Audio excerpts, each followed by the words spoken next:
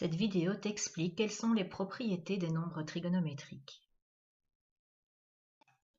Rappelle-toi, si tu cherches les nombres trigonométriques d'un angle alpha, il faut le placer dans le cercle trigonométrique avec son côté origine sur la demi-droite OX. Tu obtiens ainsi un point M.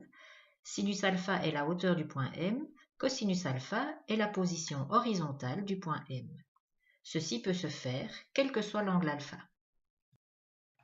Vu que le cercle trigonométrique a un rayon de 1 unité, on voit très bien que la hauteur du point M sera d'office comprise entre -1 et 1. Donc, le sinus de alpha est toujours compris entre -1 et 1. De même, pour la position horizontale du point M, elle sera d'office entre -1 et 1. Et donc, le cosinus de n'importe quel angle alpha est toujours compris entre -1 et 1. Voyons ce qu'il en est pour tangente alpha. Tangente alpha s'obtient en regardant la hauteur du point Q obtenue à l'intersection de la droite verticale passant à droite du cercle et du prolongement du rayon OM. On voit très bien que ce point Q peut se trouver très très bas ou très très haut, il n'y a pas de limite. Donc, tangente alpha peut être n'importe quel nombre entre moins l'infini et plus l'infini. Contrairement au sinus et cosinus qui existent quel que soit l'angle alpha, la tangente de certains angles n'existe pas. En effet, si l'angle alpha définit un point M1 se trouvant juste sur l'axe Y, si on prolonge le rayon OM, on ne va jamais croiser l'axe des tangentes puisque ces deux droites sont parallèles.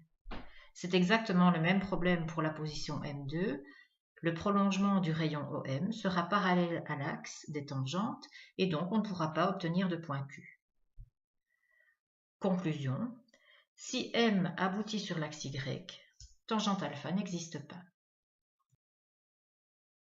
Si on reprend la définition de tangente alpha vue en troisième dans le triangle rectangle bleu, tangente alpha égale côté opposé sur côté adjacent à l'angle alpha. Donc, côté rouge sur côté vert. Ou encore, sinus alpha divisé par cosinus alpha.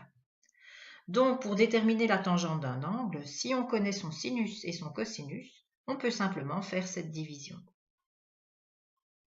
Remarque que si le cosinus vaut 0, le calcul est impossible, puisqu'on devrait diviser par 0. Or, les angles dont le cosinus vaut 0 sont ceux où M arrive juste sur l'axe Y. Et on retrouve donc ce qu'on a dit à la propriété 2. Tangente alpha n'existe pas si M aboutit sur l'axe Y. C'est une autre façon d'expliquer cette propriété. La quatrième propriété s'appelle la relation fondamentale.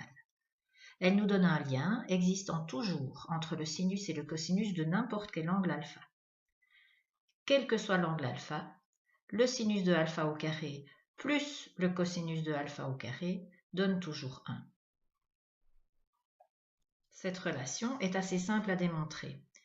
Plaçons-nous dans le triangle rectangle OPM. Grâce au théorème de Pythagore, on sait que la longueur de l'hypoténuse au carré est égale à la somme des carrés des longueurs des deux autres côtés.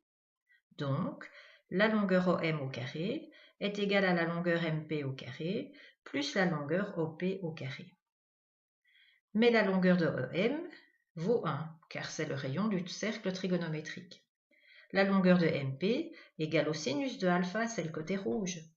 Et la longueur de OP, c'est le cosinus de alpha, le côté vert. Donc, 1 au carré est égal au sinus de alpha au carré plus le cosinus de alpha au carré. Si on réécrit l'égalité dans l'autre sens, vu que 1 au carré vaut 1, on a donc sinus de alpha au carré plus cosinus de alpha au carré égale 1.